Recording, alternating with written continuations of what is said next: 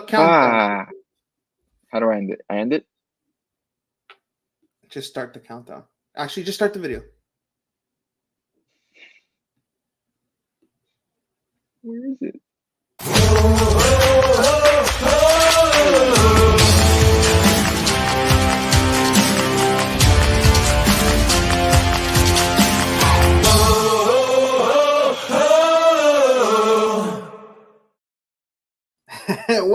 Welcome, everyone, to another episode of False 9. Having some fun here, some training wheels on possible next super producer Mark. How you doing today? I'm good, man. Let's keep the training wheels on. No worries. We apologize about the show last time. We had some logistical issues in terms of commitments. But just to kind of recap, would have been a great show. Miami came on a 2-0 win off Cincinnati. Anything you want to touch up on from that game, Mark? Luis Suarez, class is permanent. Fastest goal in Inter Miami history. Big win. 8 points clear now of the supporter shield. So against a team that was right on us, a very good Cincinnati team. So big win at home, redemption game against them. So stick it to them and their BS of Suarez not playing because of he missed the All-Star game or whatever. So yeah, it gives us a little bit of breathing room in the standings. But this week, we have a recap of the Chicago Fire, that game on Saturday. Why don't you start us off and give us what you want to cover about this game? First off, the fact that the 3-4-3 formation has been working with Sergio Busquets as a center back. You know, we don't have Aviles for this game due to a red card, and we don't have him next game to yellow card accumulation. So expect to see. So he misses 2 games because of the red and the yellow? Red card, yep. The red card and the yellow. So the suspensions don't happen both in one game? No. Oh, that's terrible. And yeah, both LA teams did lose, which is kind of surprising. The fact thank you, LAFC for tuning in. LAFC had been on a very good, one of the better teams with that front three, that attack of Bogues, Giroud now, Dennis Bouanga, and surprisingly LAFC lost as well. So Miami did pick up a lot of ground in that supporter shield race. But back to the Chicago Fire, we played that 3-4-3. Miami had beat them earlier in the season, 2-1 at home. Jordi Alba with a screamer of a goal in the 75th minute, 2 minutes after they scored, to write us off into the sunset with a win. So expecting us to do the same this game, dominate Chicago Fire team that's really, really bad, bottom of the East, bottom 3, I should say. So going into that game, we knew the lineup, what more or less what it was, with Frey, Busquets, and Martinez playing in the back 3. And I gotta commend Busquets for the way he's been playing as a playmaker back there, playing at his age, playing the center back position, playing centrally, able to distribute balls, calm down the defense. It's really, really nice to see. Awesome. So you said Chicago was bottom 3. I'd just like to point out that bottom of the table is our one of our arch nemesis. One of the Nashville? most. Yeah, they've been such pests the last couple of seasons that they suck. They're not good. They're really, really bad right now. Yeah, it is. It's almost poetic to see. Here, Skrilla says, "Tata." The 3-4-3 work well when we can put Aviles for Frey with Boost. Yeah, I mean, I think that third center back is interchangeable with those two, and even starting Frey as a right wing back and having Aviles still play the center back position are 2 options that we have going forward. So it'll be interesting, these 2 weeks, what he comes up with, especially reintegrating Messi into the team. I'd really, there's a lot of people. Well, there's been questions of how the team will play with Messi and stuff like that, and I totally understand it. But I think the luxury of the sentence that we just said of reintegrating Messi into a team is, a lot of teams, no one else has that but us. And I think the depth that we've created and the soccer the football tactics and the way we play, and it'll just be instrumental getting him back. Do you think that, and not to deviate from the game, but Mhm. do you think that reintegrating Messi into the team Mhm. when the team has learned to win without him will make this team less Messi dependent, less Messi centric? Do you think that it's going to be a plus, or do you think that Messi coming back, Messi's going to get lost at times in what No, the team has been doing without him? I think I think the first is going to happen. I personally I think teams are going to look back and look now at Messi coming to the team, and like they're going to focus solely on Messi and try to limit his touches.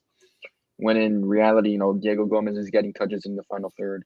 Yannick Bright is able to advance the ball. Busquets is able to play the ball to the back. Suarez can drop in and play the ball. So it just becomes more of a headache for the other team and what they're marking and who they're marking at all times. Now that you mentioned Yannick Bright, I want to commend this team for that Yannick Bright pick. It's the first pick, draft pick that I've seen that has been able to make an impact on the team, and kudos to, because it was Robbie Robinson, it was it Dylan Nealis? Oh yeah, his brother is Right, Clint, I believe. but But we Dylan Nealis, drafted Dylan, we right? had Dylan, yes. Okay, so yeah, Dylan Nealis. I don't know of any of the other picks we've had. Yannick Bright Uh, is the first, um, I think, pick to the make one, I mean, he's really made a name for himself. He's right. really integrated himself as one of the more important players on this team in the starting 11, and it shows because in the midfield before we were just getting run over with no defensive pressure. We had Busquets, but we had no defensive pressure because he can't cover the ground that Yannick Bright can cover at 19, 18 years old, or however old he is. Um, so given that, Yannick Bright has done more than an exceptional job. He's fantastic to me. Right, no, and I agree, which is why I wanted to make sure that I brought up that No, fact that yeah, Chris Henderson kudos to the really, organization. Yeah. yeah, 100%. In Okay. the scouting department, they really, really knocked it out of the park with him. Yeah. Sorry for deviating from the game. So, Chicago comes out, and unexpectedly, Chicago takes the reins of I that mean, game. they tried to really insert themselves quickly into the game, I believe knowing that it's us, it's Inter Miami, the team that we have. They tried to go out early and get a goal. Teams are going to try to do that, but when it backfires, and we saw it this game. Inter Miami was able to handle it. The little spurt, little minutes of possession and attacking prowess that Chicago showed, and within due time, Inter Miami quality showed through. And it showed especially with Suarez and Gomez this game, who seemingly linked up twice for goals. The first one was, I think if you can cue it, we have a 1-2 with Suarez and Suárez, Gomez. linda pelota para Gómez. Yeah, Atención he Gómez con just el cuts it toque, back, Xavi lo tiene, está good Brady. save, unlucky parry off the defender's chest. But it's the combination that they've had, and they've scored multiple times like this. So this is good to see. A great Yeah. save No. by the keeper. No. Yeah. I mean,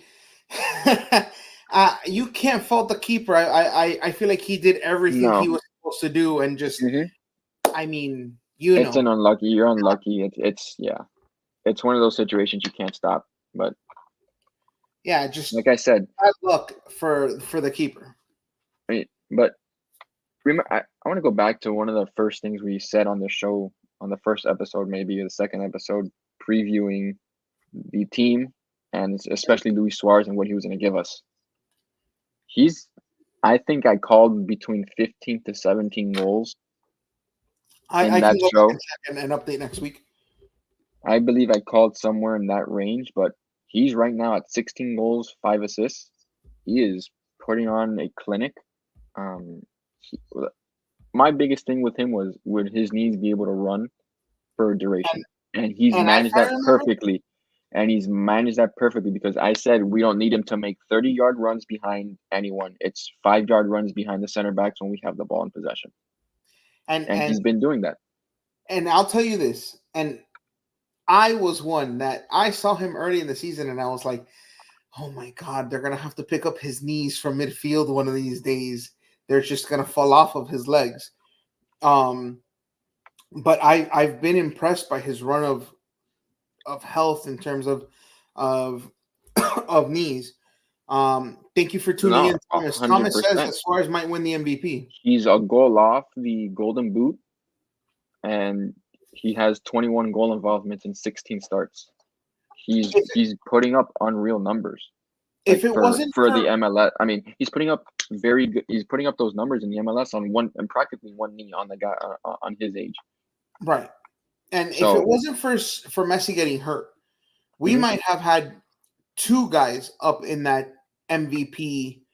I think they're one. Conversation. If Messi doesn't get hurt, I think they're 1 and 2 respectively. Right, but do you think the season would have turned out differently? I feel like it might have.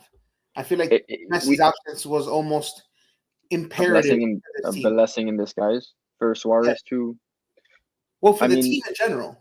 yeah, because we learned to win without him, to play without him, something that we couldn't bank on last year, and that Mhm. goes to the coaching staff, to what they've instilled in the team and the leaders of this team. I mean, Jordi Alba picked up his game like he was back at prime Barcelona.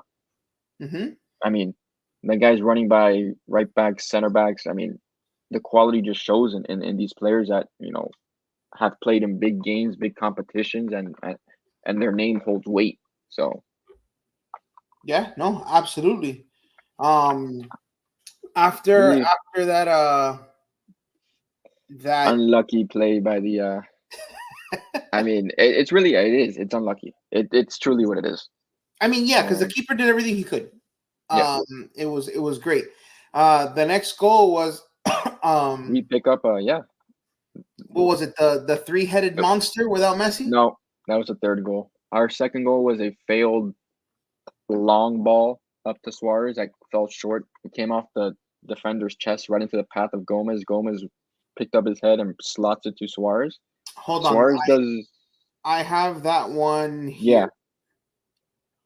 Suarez, yeah, right here. Failed long ball off like the thigh chest.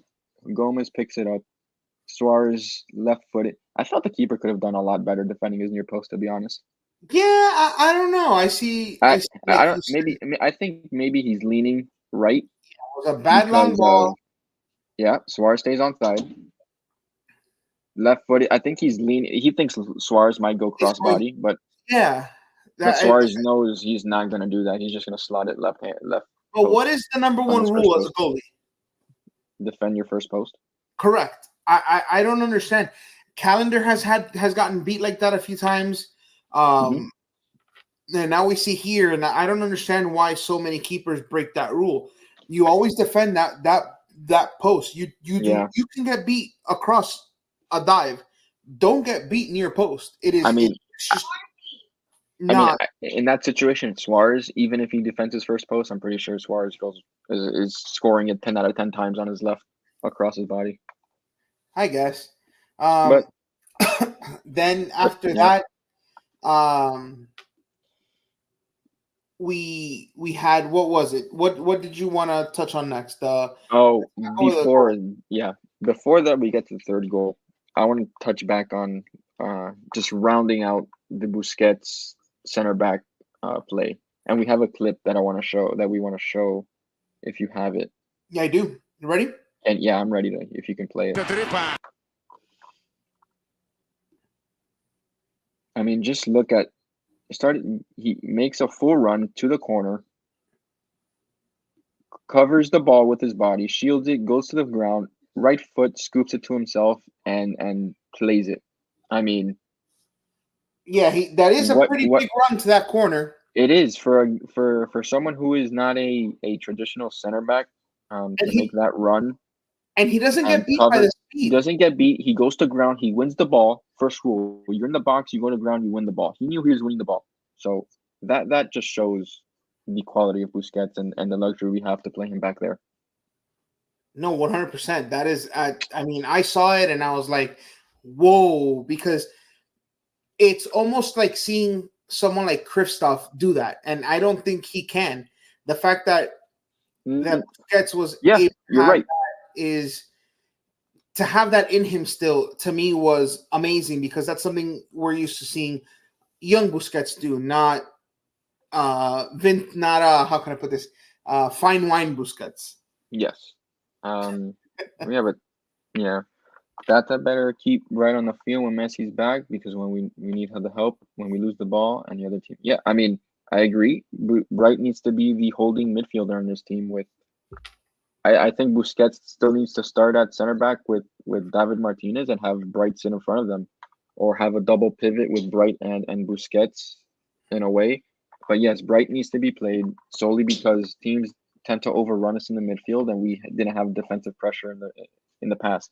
Now having that defensive pressure and putting out the fires and the ability to win duels and win tackles and win the ball back and get our counterattack started is big for us.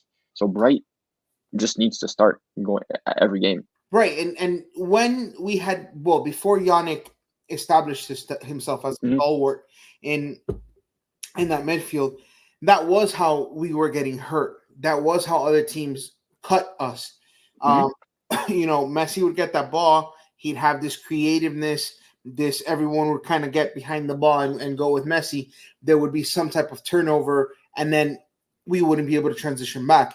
Mm-hmm. Like Thomas said, I think that Bright being on the field would almost choke out those counterattacks.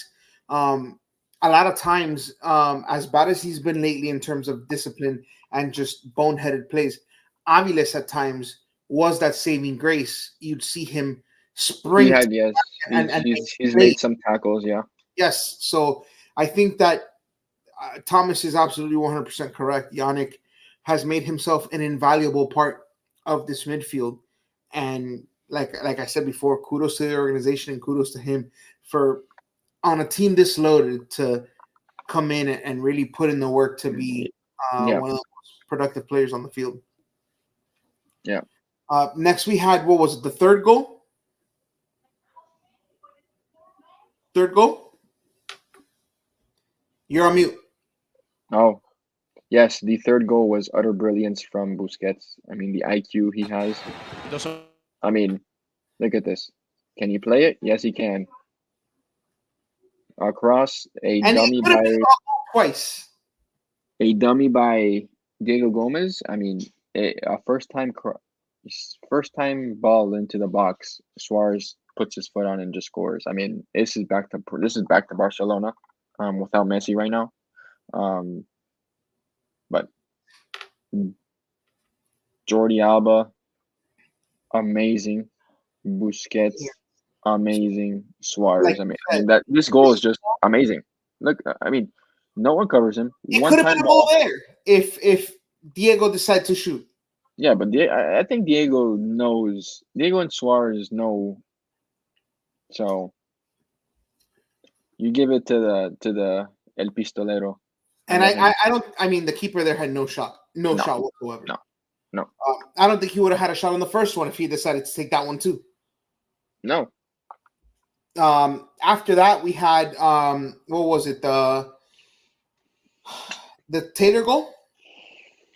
Yeah, that was the cap goal. The icing on the cake on a great night for Inter Miami. Two guys that have been with Inter Miami for 2-3 years already. And okay, so Love Tapana it.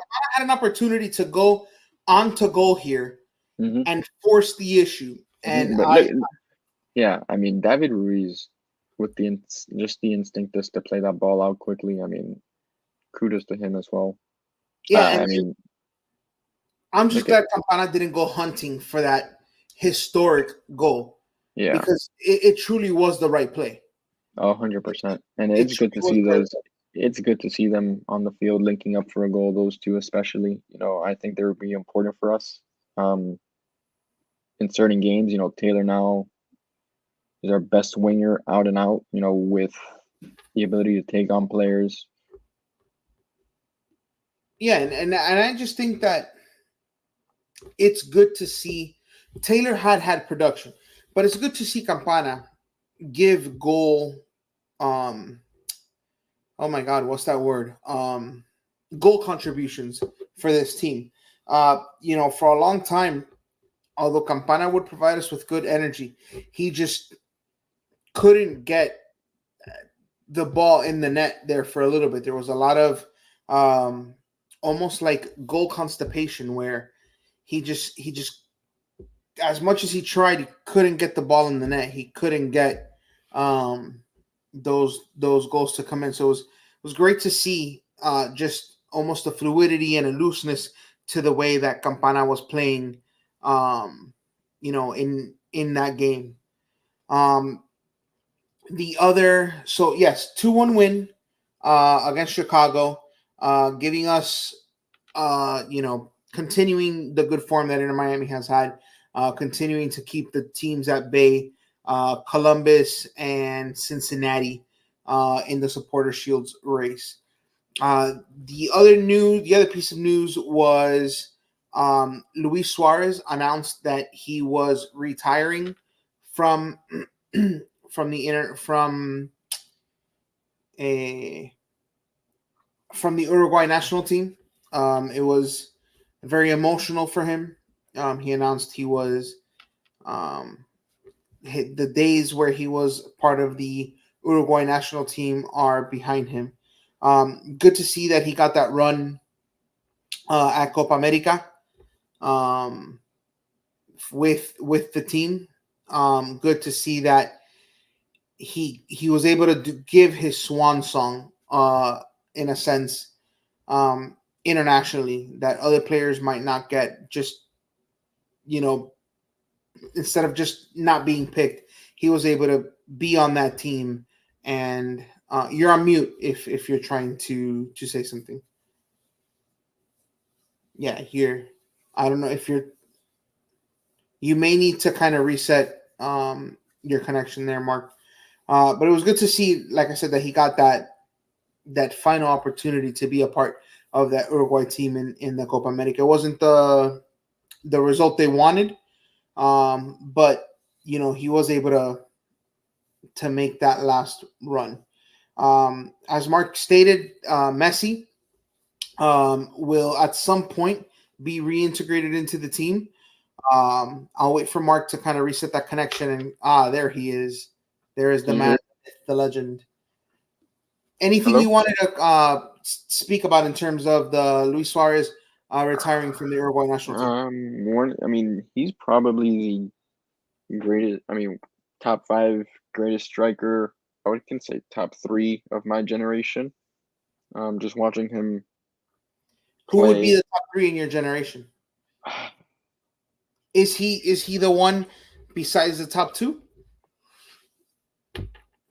Is Messi? Would you consider Messi a striker? No, it's like I don't know if I consider this Cristiano a striker. Is he a winger? Because he started off as a winger, played left wing for Real Madrid a lot, played striker for Portugal. I mean, I guess based on that, I mean, Cristiano, a striker, yes. Suarez then, and then in my generation, I mean, Benzema's been an absolute monster. Zlatan has been an absolute monster. Yes. Diego Forlan, Diego Forlan's just I love Diego Forlan. So One of the greatest players I've ever seen, um, but I don't. He wasn't a striker. no, he played striker. Um, Um, Lewandowski, Lewandowski, very good. Villa, Obviously, I mean, yeah. I mean, there's a lot. There's a lot. and Can even though it was for a can we short, consider Thierry Henry a striker? I mean, I would. I mean, I mean, Ronaldo, not Cristiano. yeah, Ronaldo Nazario, yeah, of course. But I think Luis Suarez is, And one for of the the littlest, tiniest window, like just this big, who El Niño también was on Fernando fire. Torres. Yes. I mean, I go back to the goals that Luis Suarez would score. I'm a Liverpool Thomas says supporter. Yeah. Suarez is the best nine in his generation. The only reason he didn't win it, It's hard. Yeah, it's very hard to go against that. And it is very hard to go against that. I mean, I watched him when he was at Liverpool. Liverpool's my team, and the goals that he was scoring were worldlies. I mean, he had a goal, he had a free kick, a header, and a volley goal. He had a volley from crazy range. He had the touch to go around the keeper. He had the touch to kill the ball and just to slide it home. I mean, and the ability to pass, to use his body, to dribble. I mean, he's one of the greats, and we're lucky that he's playing for us, and he should be celebrated in Uruguay and have that send off game. and he was also one of the world's greatest, possibly Agitators, historic. agitators, get He, under your skin. I mean, he was okay. Yes, he was a tremendous irritator, but he was also a hothead, Yeah, just straight hothead. One of the greatest moments that I remember from Luis Suarez was, I want to say it was South Africa, where he genuinely just said, "You know what? I'm sacrificing myself for the team." the handball against Ghana. 100%. 100%. He said, "You are not scoring. Consequences be damned. I am playing goalie. We have two." And then he stayed out to see that penalty kick. I Yeah, don't remember if it was Musleras or not. Um, I can't. That was 06 or no, 2010. that That was was South Africa. 2010. That That was was 10. 2010. Might have been I don't know. Muslera. Could have been Muslera. But I remember when that PK got stopped. I mean, he Yeah, wanted to go out into the field and celebrate, but he he was was in the already. tunnel. He was in the tunnel. And that vampire moment of his where he's was it Chiellini. Chiellini? Yeah, Where he just said, you taste or smell like brisket, and he just took a bite out of crime there. Um, yeah. and even here in MLS, he's still a hothead. He still argues with referees. Where kudos to them, because I there have been times where I'm like, yo, I would have shown him a red. Yeah, But yes, kudos to him. Well deserved internationally. Um, his watch has ended. If there are any Game of Thrones fans out there, uh, Messi. When do you anticipate Messi to be back? I mean, all fingers are pointing to Saturday against the Philadelphia Union at home, the 14th, which is our next home game, our next game. So give or take if it's not that game, then the game after. I'm assuming, but I think all signs might be pointing to that game. He's been training, wrapping up training. He's here for the 2 weeks of international break, so So I think. the week starts when? Hmm? That 2 week break starts when? This weekend. Okay, so no game this weekend, but No we game next weekend. on the 14th. Yeah, no game. We didn't have yeah, exactly. Yeah, So the because we 14th. have Chicago Saturday. Yeah, we had Chicago Saturday. We got a 2 week break until the 14th. That's one, Oh no? wait, I'm sorry. I'm thinking of international. Why did I think it was 2 weeks? Yes, we just played Chicago on the 31st. Wednesday and a Saturday. We don't play this weekend. We don't play it would be yeah, we don't play the 7th. We play the 14th. Right. So it's a 1 week break. Yeah. Okay, a 1 week break. Next game against Philadelphia Union. Hmm. You anticipate Messi coming in as a sub, or you see him as a starter? Good question. If he's really fully fit and ready to go, he starts. You think he gets 20, 30? 45. Mm? It's just how the ankle feels. You can't really gauge minutes on until you see him run on the pitch. That's I think we see him maybe for 15, 20 minutes towards the end of the game. Yeah, Thomas Tata said he was trying to manage Messi's minutes. Yeah, no, 100%. smart. Yeah, I There's mean, two rules to this. You can it's start him just and sub him off at halftime. or you bring him on in the 55th minute or the Six 60th, 65th around from 50. I would say from 60 to 65 and let him get 30 to 25 minutes. Right, yeah. So you anticipate the starter, you anticipate the coming in as a super sub. I think they'll. I think they'll sub him on Okay. that first game. I think he'll come in as a sub. Actually. Okay. And finally, this Saturday, there was great news by the team. They put out this cryptic tweet: "We're coming home in 2026." We Hmm. didn't know what that meant. Well, they had put out a picture of the crest of the two herons missing, Yes, and in my head, I was like, "Oh, are we getting a new crest, or what are we? that's what I What's thought. I going on?" thought we were going to a redesign. Yeah, but then they released the video, and I was like, "Oh, Right, and here we go. you know." So This is the video.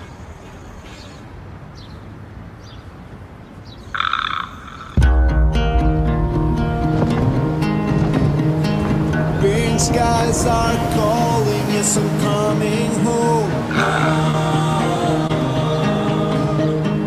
It's the freedom to dream, I feel it in my bones. Green skies are calling. North is 15, United 12, wind 2401. Green skies are calling. You're coming home once and for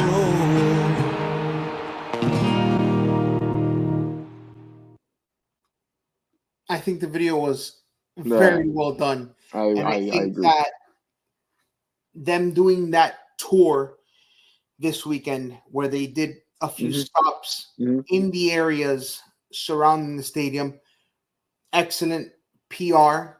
Something that this team at times has lacked. Hmm. That self awareness as a team to do so, and I like the touch of the airport and the The control radar. tower. Because it's right next to the airport. Thomas says that after the Philly game, we got 3 days, and then we play at Atlanta. Do y'all think Messi will play on turf? My If opinion is that he'll get that Philadelphia Union game, hmm and then they will say he needs that time for that ankle to kind of calm down and not play in Atlanta. But that's just my opinion on it. I don't think it's a turf issue since he played at New England, and I believe New England has turf. Um, I think it's more of the ankle management that he won't play, but they could use the turf as an excuse or this and that. And I Correct. wouldn't be surprised if he doesn't because like you said, it's 3 days after Five, we play five, Philly. It's three 5 or days 3? after. Was it Yeah, three? it's three. 3 days. So giving him another week to to really just relax and fully and just keep recovering and keep seeing what the limits are for another game after that. I think it's not out of this team to do it, and I think Messi will be in communication with that and the doctors and the best of the team. But I don't think we miss a beat given how we've played. So So, what are your thoughts on the team announcement? Getting back to that. I'm really excited. Having been to a lot of games uh, up north in Fort Lauderdale. The Us one, from Kendall, that's a good yeah, hour 20. the 1 hour drive up, not fun. The 1 hour drive back after a win can be fun. You stop at the Hard Rock, you do this and that. Ooh, you go. I go. Well, Yeah, you gotta. I mean, so before. Okay, so my thing is this: on the 95 way there, South. I go straight to the game. On the way Yeah. back, if you go towards the turnpike Mm-hmm. on your right hand side, Mm-hmm. there's a big red sign It says, that if it's on, it means that they're fresh. "Oh, Krispy Kreme." Yes, and I hit Yeah. up Krispy Kreme, and it's either to celebrate a win or to drown my sorrows in sugar. One of the two. But No, yeah, I agree. I Yeah. hit the Krispy Kreme before anything Mm, else. I did pass by the Krispy Kreme the last time I was there. Well, It's the bug, hard, the man. light was off. The light was off. Oh, that means they're not fresh. Nope. So That we means that kept they're driving. not fresh. No, we kept driving. Um, dude, I'm really excited for them to play in Miami. Yes, Not excited for the traffic around the stadium. We have enough of that already. it's just Uh, terrible with that airport traffic. It's just terrible because we're always under construction. There's always lane closures, and people don't know how to drive, and this and so. Can't wait for that. I'm gonna be honest. Um, but I'm super excited for that stadium. It looks amazing. Uh, yeah, I really can't wait for him. Another year in Chase Stadium next year. So a couple more drives up. Well, So do you think that they say 2026? Mhm. Do you think that they try to hurry up in construction, maybe move up the timeline to see if it's possibly ready for the They said the stadium only might be ready by late 2025.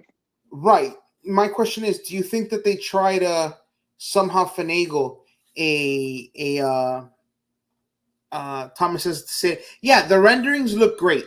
But I'll be honest, the renderings for Marlins Stadium looked amazing. But There's so much I you don't can know. do in a rendering that sometimes doesn't always come together in real life. But my question was going to be, do you think they hasten that construction for the Club World Cup?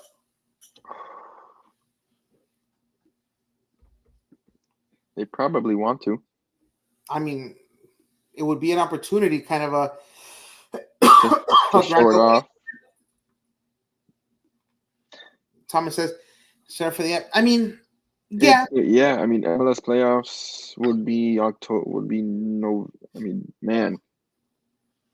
Yeah, they could. That's why they said late 2025. right. Well, Could be ready. David Beckham and Inter Miami, they would turn everything into a spectacle. That's why I thought more of the Club World Cup than I did the playoffs. I figured you open the stadium to the Club World Cup, and then that signifies to everybody that absolutely the stadium is going to be ready for the MLS playoffs, as Thomas mentioned. But that's just my 2 cents on it. Anything else that you want to talk about, touch on? Preview for Philadelphia. What do you think happens there? I think we win, but we can talk more about that next week. Okay, that works. I can't give too much away. Listen, for everyone on the Kendall Sports Network, thank you for joining us. Remember that every Monday, Kendall Sports Network also has a Dolphin show called the Dolphin Chronicles. If you're a football fan, please tune in.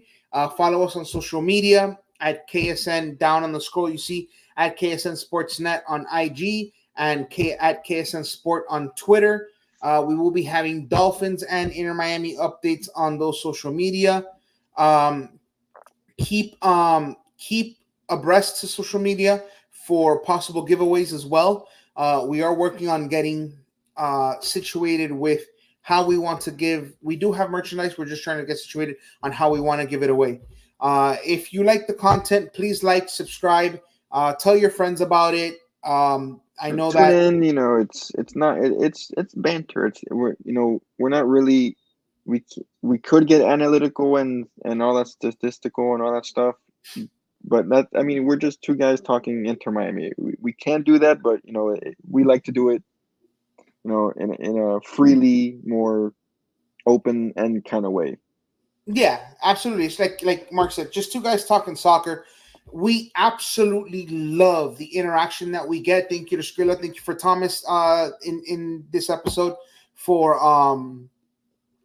Tuning for in, being for interactive. commenting. Yeah. As you can see, if you guys comment, we'll pop them on the screen. And you guys drive the. If you guys comment, you guys drive the show. We have topics and things that we want to talk about, but if you guys keep asking questions, we'll tangent off and create a conversation. On Inter Miami, which is what we want to create. So thank you for tuning in and for commenting. Mark, where can they find you? Right there. At Mark G1110 at on X, Twitter, whatever you want to call it. X, Twitter. You can find me at Paramount Pete, and as you see on the bottom, at KSN Sport on Twitter and at KSN Sportsnet on IG.